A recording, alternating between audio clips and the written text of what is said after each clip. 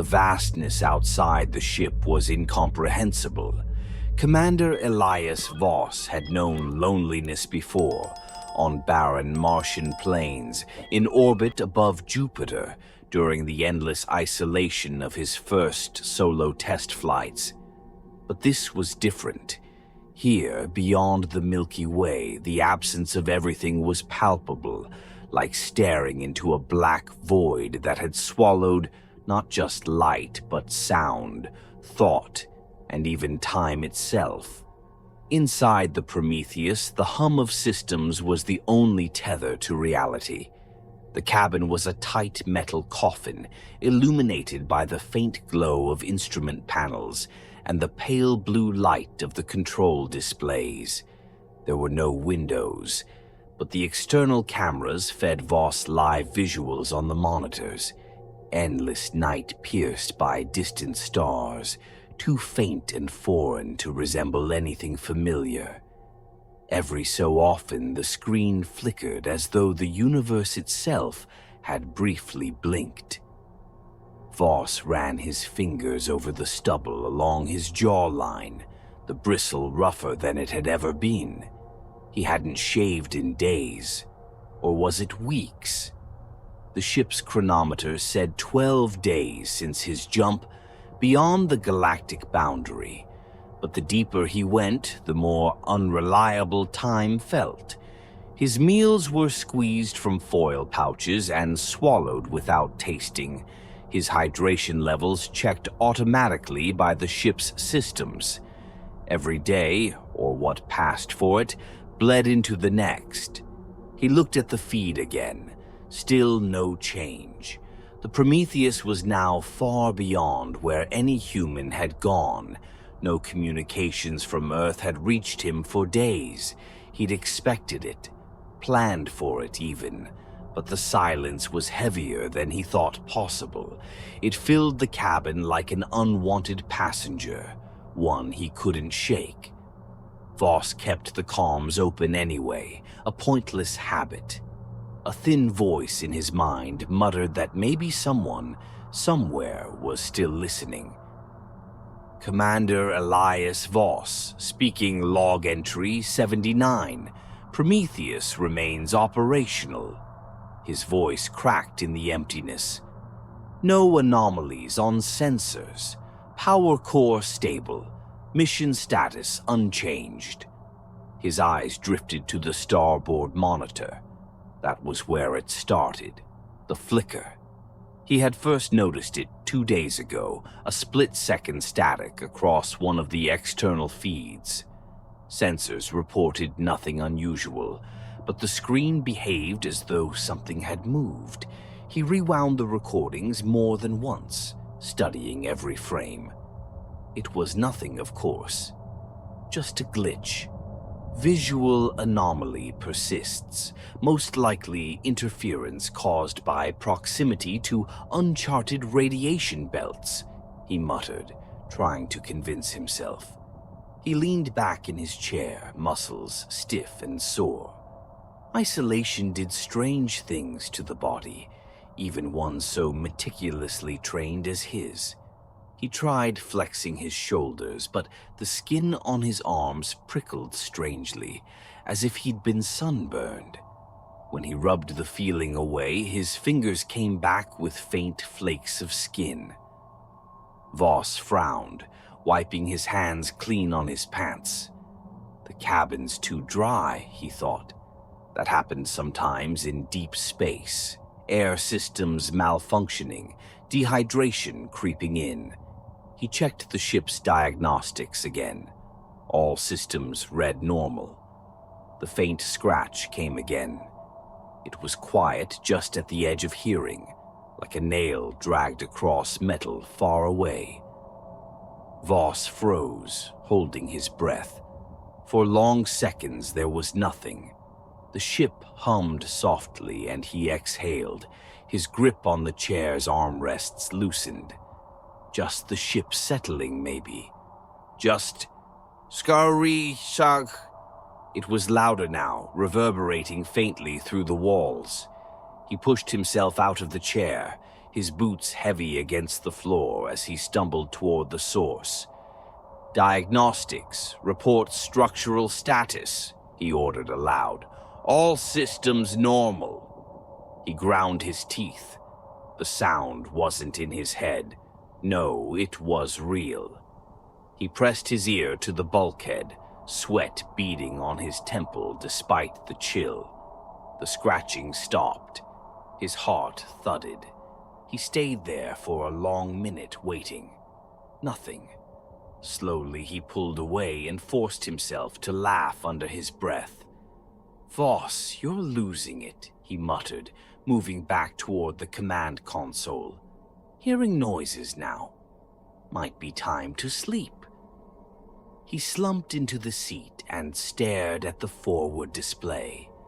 The Prometheus drifted through the black, stars small and disinterested in the distance. He thought of Earth. Had they thrown a parade for him yet? Were children learning his name? For the first time in weeks, his thoughts wandered toward the warmth of home, its clouds, its forests, its people. He tried to hold the image, but even Earth felt smaller now, less significant. The light on the main display suddenly dimmed. Voss sat upright. "What?" The external feed crackled. For an instant, something passed across the camera. It was quick, barely a shadow, but it was there. He gripped the controls, mouth dry. Sensors remained blank. He rewound the feed, scrubbing the footage frame by frame. There. It was barely visible against the dark. A shape, elongated and spindly, had briefly obscured the camera. Voss stared at the frozen frame, his pulse pounding. He zoomed in. The image was grainy, but the more he looked, the more it seemed to shiver unnaturally, its edges writhing like thin threads caught in the wind. "What the hell?" The scratching came again, louder. Voss's chest tightened. He turned toward the sound. This time it wasn't far away. It was near, behind the paneling to his left. A rhythmic thump followed the scratch, as if something were trying to claw its way in. He backed away, hands shaking. "Diagnostics, full ship scan, structural integrity check." The ship's voice replied calmly. "All systems normal." The panel bulged. Voss stumbled back, his foot catching on the edge of a console. He hit the ground hard, air leaving his lungs as he scrambled away. His eyes never left the panel. Its surface stretched outward, metal creaking as it formed a convex shape like something was pressing against it. He stared in horror, unable to breathe, unable to move. Slowly, the pressure stopped. The bulge receded, leaving behind only faint indentations on the paneling. The ship fell silent again. Voss remained on the floor, shaking, sweat dripping from his brow. His mouth opened to speak, but no words came. He crawled to the command chair and slumped into it, trembling hands typing a report he didn't have the courage to finish. Somewhere deep within the ship, the scratching began again. The object appeared on the external cameras first, a strange and shapeless shadow drifting through the black. Elias Voss had been staring into the monitors for hours, a habit born of necessity and dread, when the anomaly made its presence known. It wasn't like a ship or a natural formation. There were no straight lines, no geometry, no symmetry to explain it. Instead, it pulsed, an irregular, shifting mass, barely distinguishable against the void, as if space itself had warped to produce it. Voss squinted at the feed, his bloodshot eyes aching. He tapped the console. "Ship, scan object." The diagnostics hummed before replying, the voice mechanical and calm. Unknown entity detected. Composition organic. Size indeterminate. Organic? Voss whispered. That word didn't belong here, not this far beyond the Milky Way. Space was dead, cold and empty, a vacuum devoid of life. Organic meant alive. His mind raced. It must be a mistake, a fragment of debris, or maybe a cloud of gas reflecting light. He toggled the engines to maneuver closer, overriding the protocols. Something in him screamed to stop, to leave it alone, but another, darker voice urged him forward. He needed to see it. The Prometheus glided through the void with perfect silence, its engines faint against the cold backdrop. As Voss neared the object, it began to take on form. The cameras struggled to render it fully, like it existed between frames of reality, but what he could see made his skin crawl. It was massive, easily the size of a small moon, and appeared alive. Its surface was a patchwork of twisting, pulsating flesh, raw and sickly in color. Veins the width of rivers snaked across its uneven landscape, black ichor visibly flowing beneath the surface. Here and there, massive folds of tissue quivered, expanding and contracting like enormous, diseased lungs. The sheer wrongness of it made Voss recoil in his seat. Ship, perform biological analysis. No data match. Entity unknown. Radiation levels within safe parameters. Organic composition unstable. Voss stared at the feed. The closer he got, the more detail he could make out. Strange pits bored deep into its surface, some of them oozing what looked like a tar-like liquid. There were spindly tendrils, thin and thread-like, jutting from its sides, hundreds of them, drifting in slow, languid motion like the arms of a jellyfish.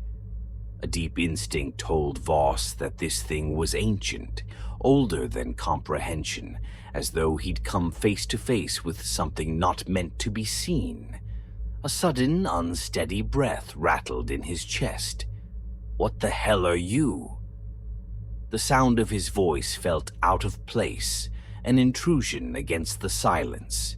He activated the ship's floodlights, and the beams speared out into the black, illuminating the nearest portion of the entity.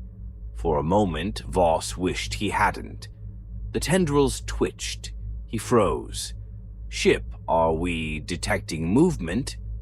"Analyzing." The reply was slow, uncertain. "Unknown. Movement may be anomalous or misread by sensors." He watched the feed as the tendrils began to sway. They moved with an eerie purpose, shifting toward his ship with a grace that belied their size. It was no illusion. Something within the entity had noticed him. Voss's pulse thundered. His hands gripped the console so tightly that his knuckles whitened. "Reverse course. Take us away." The ship did not respond. "Prometheus, reverse course," he barked louder. The engines sputtered just for a moment before systems reactivated. The vessel jolted, but it was already too late. One of the tendrils had reached out, faster than anything so enormous should move. On the monitors, he watched it stretch across impossible distances and touch the hull. The entire ship shuddered violently. Metal groaned under pressure, and the lights flickered as a jolt of something, electricity, energy, surged through the systems.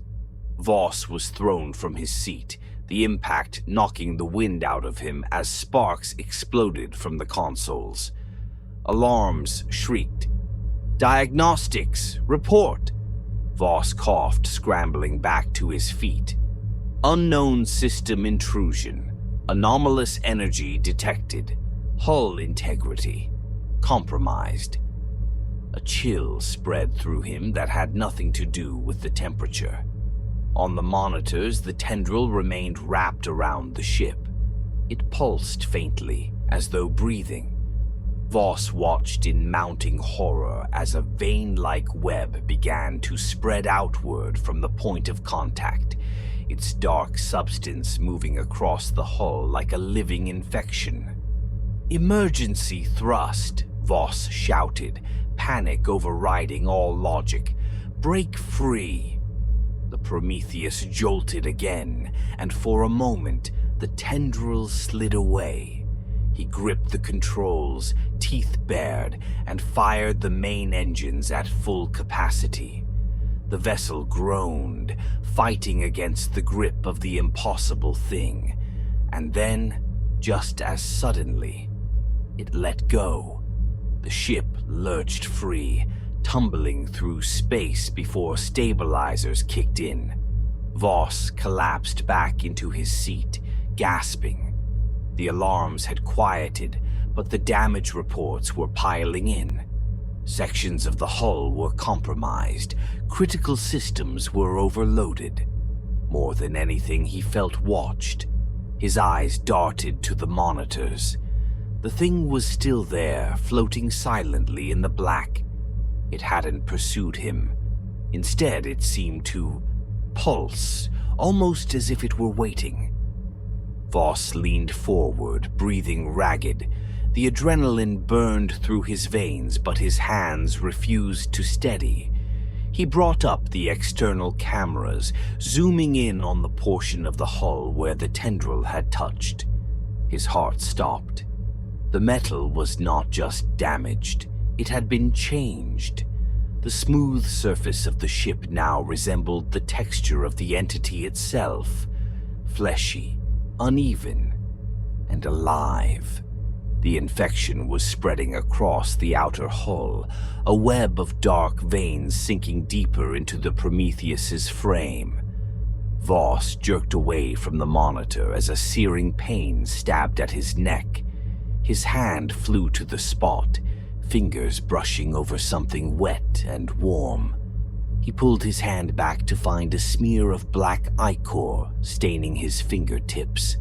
He looked down at the display again. The thing in the black pulsed, faint light rippling through its veins like a heartbeat. And then the whispers began. They were faint at first, a low, droning murmur, impossible to distinguish, but undeniably real.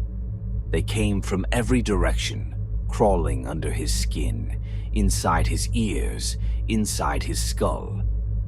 Voss clamped his hands over his ears, trembling. "Stop it," he hissed, but the whispers didn't obey. They grew louder until they became a single word.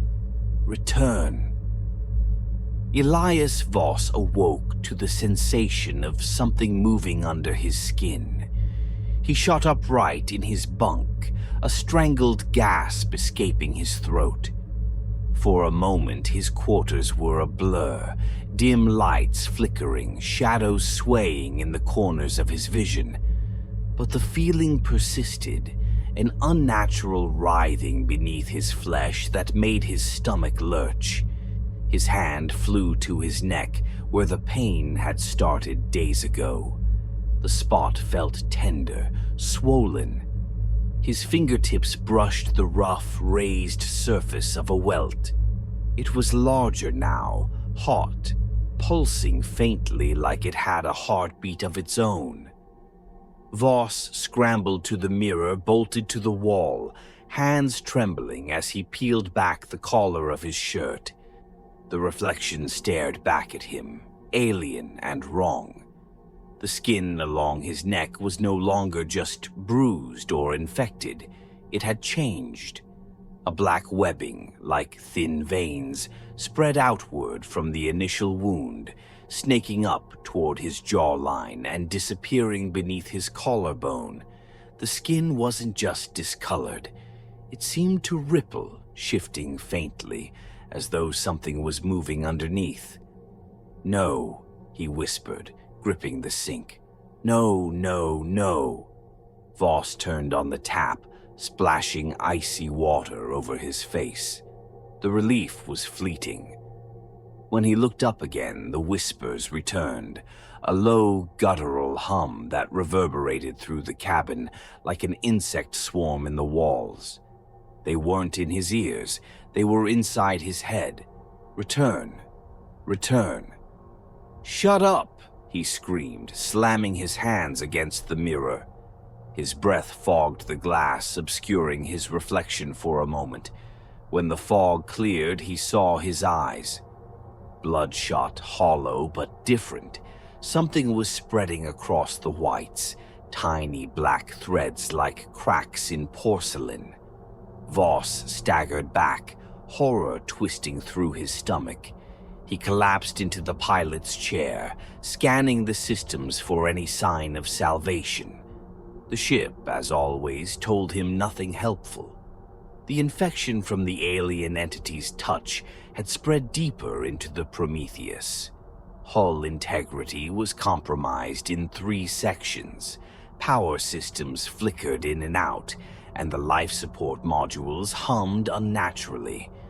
Every screen displayed corrupted data, symbols that writhed and crawled as though they weren't meant to be read by human eyes. The whispers grew louder, their tone insistent. Voss slapped his hands against his ears, but it made no difference. "Diagnostics," his voice cracked. "Run a full med scan. Now." The ship's automated system stuttered before responding, its voice distorted. "Medical scan in progress. Biological anomaly detected. Unknown pathogen. Host integrity failing." "Host," he repeated weakly. Voss's chest heaved as he looked down at his arms. His skin was peeling. Small patches of translucent flesh flaked away to reveal something else beneath. Veins bulged unnaturally, dark and thick, as though they carried not blood but something other. His hands shook as he grabbed a scalpel from the emergency med kit on the wall. "This isn't real," he whispered. "I can cut it out, I can—" He brought the blade to the welt on his neck. His hand trembled as the edge touched skin, and he flinched at the pain. But he pressed harder, the scalpel slicing open a shallow line. Blood spilled, dark and tar-like, but it didn't flow. It crawled. Voss watched in horror as the black ichor writhed up the blade, tiny tendrils reaching for his fingertips. He dropped the scalpel with a strangled yell, the instrument clattering to the floor. "Stop! Stop!" he whispered to himself, tears welling in his eyes. "It's not real. It's not real." But it was real. His body was changing, and there was no stopping it. He stripped off his shirt, staring at the exposed skin of his chest. The black veins pulsed rhythmically beneath the surface, spreading across his torso like roots of a malignant tree. His ribs ached as though something were pressing outward, and when he moved, he heard it. A faint, wet pop, like joints shifting in ways they shouldn't. The whispers continued, no longer a hum but a chorus, many voices speaking as one. "You are chosen. You are the vessel. Return home. Bring us." Voss gripped his head, curling forward in the chair as his body convulsed. Pain lanced through his limbs, bones cracking audibly beneath his skin. He screamed until his throat was raw. The agony was unbearable, but he felt them working, something inside him pushing, pulling, reshaping. His fingernails began to peel away, falling to the floor like shards of glass. In their place, thin black claws emerged, curving unnaturally. His jaw felt loose, and when he reached up to touch it, He realized it had elongated slightly, the bones grinding beneath his fingers. He tried to scream again, but the sound that came out wasn't his voice. It was lower, guttural, a sound that belonged to something else. Time lost meaning. He drifted in and out of consciousness, fevered and shaking as his body continued its grotesque transformation. When he awoke again, the cabin was dark, the emergency lights casting everything in a dim red glow. His limbs were stiff, alien. Every movement sent waves of pain through his spine, but when he looked down, his body no longer felt like his own. The whispers had grown softer, soothing now. "You are ready. Take us home." Voss forced himself toward the control console. The walk was slow, agonizing. His elongated limbs struggled to support his weight. His breathing came in ragged, wheezing gasps, and his vision swam, fractured and unfocused. The reflection in the screen caught his attention, and he froze. The thing staring back was barely human. His skin had turned pale and stretched, the black veins pulsing beneath it like worms. His face was elongated, his jaw opened just slightly to reveal rows of needle-like teeth. His eyes had lost all color, two black pits, empty and endless. "No," he whispered, though the voice that came out was not his own. The whispers surged, a wave of sound that crashed over his mind. "Take us home. Return. Return. Return." Voss's trembling hand reached for the control panel. Tears streamed down his face, falling onto the blood-slicked console. He tried to resist, to pull away, but his fingers moved on their own, inputting coordinates. Earth. The ship's engines roared to life, and the Prometheus turned, cutting through the void with terrifying speed. Voss collapsed into the chair, his warped body slumping forward, the whispers now a song that echoed within him. The thing in the black had won, and it was bringing him home. The Earth hung in the distance, a small blue beacon against the black, pristine and unaware. Through the viewport of the Prometheus, it seemed almost fragile, like a marble suspended in a void too vast for comprehension. Elias Voss watched it grow larger with every passing moment, his clawed hands curled tightly around the edges of the pilot's chair. His breaths were slow and wet, a rattling echo in his mutated chest. The whispers were gone now. The silence was worse. Voss could see his reflection in the flickering displays. A monster, a twisted husk of the man who had once been celebrated as a hero. His flesh had grown taut and pale, stretched to accommodate the unnatural changes beneath. Black veins bulged across his jaw, his elongated face gaunt and hollow, lips barely covering the spines that had grown in place of his teeth. His eyes, pitch-black voids, were empty, save for a faint gleam of something ancient and wrong. He could still feel it inside him. The entity, the alien, them. It wasn't just within his body. It had fused with his mind, burrowed deep into every cell, every thought, until he was no longer sure where he ended and it began. And yet, Elias still fought, not with his body, but with the small, screaming fragment of humanity that refused to go quiet. "No," he rasped to himself, voice a fractured whisper, as if speaking could matter now. The Prometheus moved with deliberate precision, its systems commandeered. The course was set. Earth loomed closer, its continents and oceans becoming clear against the vastness of space. Lights twinkled on the dark side, cities glowing, unaware of the horror barreling toward them. "Diagnostics," he muttered, voice breaking. "Manual override." The ship didn't respond. Voss's fingers twitched, the claws scraping against the console. Somewhere, deep in the back of his fractured mind, he realized he still had time. Not much. Maybe minutes, maybe seconds, but he could still stop it. He could still save them. The whispers had ceased because they were confident that he would complete their work.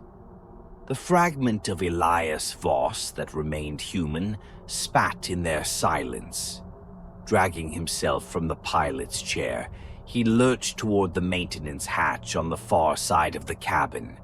His deformed body protested every movement. His knees popped and his spine ground audibly beneath the stretched skin of his back. He fell forward more than once, his elongated hands breaking his fall as blood pooled on the cold metal floor.